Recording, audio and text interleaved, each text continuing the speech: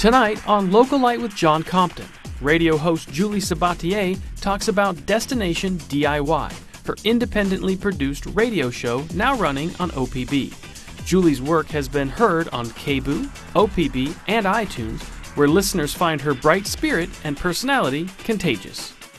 All that and more tonight on Local Light. Julie Sabatier, it's nice to have you. Thanks for inviting me. Absolutely. You're on OPB, you've got your own show, that's cool in and of itself, but you're a girl from Baltimore, and you came out to Portland, went to school back there in Ohio? Okay. And how did you end up out in Portland? I ended up out in Portland a lot of the way that many people end up out in Portland in their 20s, I think. I just kind of came. Just packed up and did it? Yeah. Any plan? No. Really? No, I just graduated from school and I didn't really want to stay in Baltimore, and I wasn't really keen on Ohio.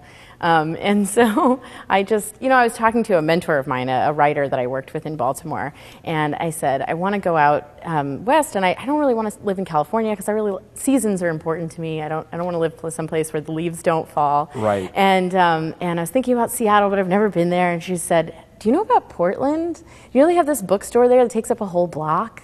And she started telling me about it, and I was like, yeah, that sounds cool. So I came out and visited at like a gorgeous time of year in September. Oh, no and better it was time. Perfect, yeah. So then just drove out here at, a month later, basically. Really? Yeah. And been back a few times since?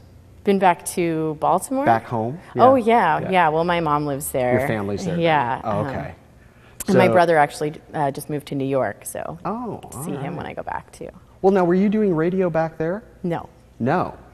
Because you were an English major. And so tell me how you got into radio. Well, I think I was always interested in storytelling, and I was interested in nonfiction. And I wasn't really sure beyond that what I wanted to do. And I'd always been a radio listener, and actually radio is in my blood. My grandpa was a radio announcer on WIRK in Florida the whole time my mom was growing up. Oh, really? And didn't do the same kind of radio that I do, but I was always interested in the medium. And when I came out here, I started volunteering at KBOO, and I was interested in, just kind of volunteer opportunities that would help me hone my journalism skills. And so I was doing a lot of print, and KBOO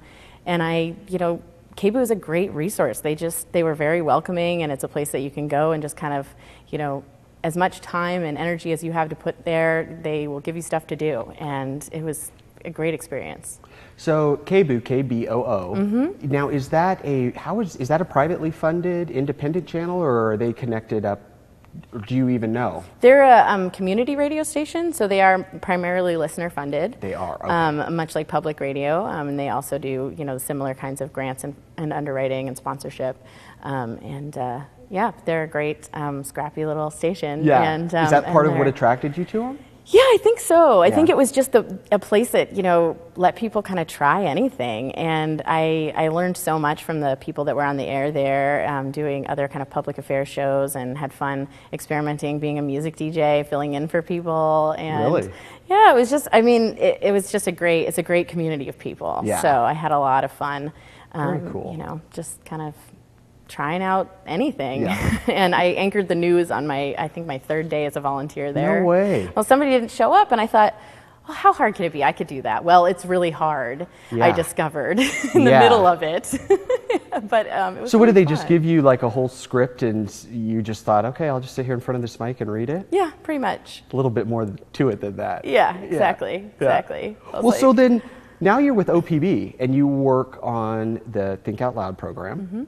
And you're a producer on that show. Was KBOO influential in getting you that position, or how did that come about? Well, I worked at KBOO very briefly. It's mostly volunteer run. There's about a dozen employees and probably hundreds of volunteers that make the station go. And so I worked there very briefly as an interim news director, and then I kind of moved on to doing more freelancing. And so I was freelancing for OPB. I was freelancing for a lot of print media in Portland, and I was doing some radio stories for Free Speech Radio News, which is a national program that airs on community stations such as KBOO. And so it was that stuff that kind of launched me into the more professional realm of radio. Okay. So at what point did you decide I want to have my own show? Or did you kind of always want that? I didn't really always want that. No, I didn't. I think a lot of people come to KBOO and they really want their own music show, and they're disappointed that there isn't a place for them.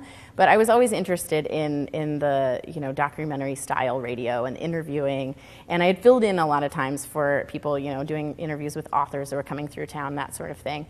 But I was on the programming committee, and there was a time slot that came open, a half-hour monthly time slot, and I thought, maybe I could do that. I had just actually been rejected for the job as news director, and I was kind of trying to figure out where do I fit and what will I do, and how will I still be connected to the station since I'm not working here anymore, and so I pitched this idea for a half-hour monthly show that it was always going to be, DIY was the theme from the beginning, and it was always going to be kind of a very expansive idea of what that means, a very kind of capable way of looking at the world in all kinds of different, creative projects. So my first couple shows were live, and then in my second show, one of my guests did not show up on time. Oh. And so I had 7 minutes of music and sitting there and stewing, and then the interview was really terrible because I was clearly really upset with him. And so I thought maybe I should try something a little different, and I started because it was live. Mm-hmm. Okay, and your show isn't. No, which you don't then like the live so much. For myself, it's a lot of pressure, Yeah. and I like being able to fit a lot of stuff into. Now it's an hour, not a half hour. But when it was a half hour, there was really the economy of fitting a lot in was a little bit different, and trying to trim down interviews so I could have more than one guest in a half hour, and also doing field recorded pieces where I would go out and actually have some sound from a place and incorporate that into the show, and kind of experimenting with bringing in music and yeah. Okay, so we'll keep the conversation going after the break here, and I want to learn more about what you do and all of that. So you guys will keep learning. Be right back. Later. So it's really about somebody who's doing something interesting and creative. And what I like about DIY is it's kind of this beautiful intersection between the creative and the practical.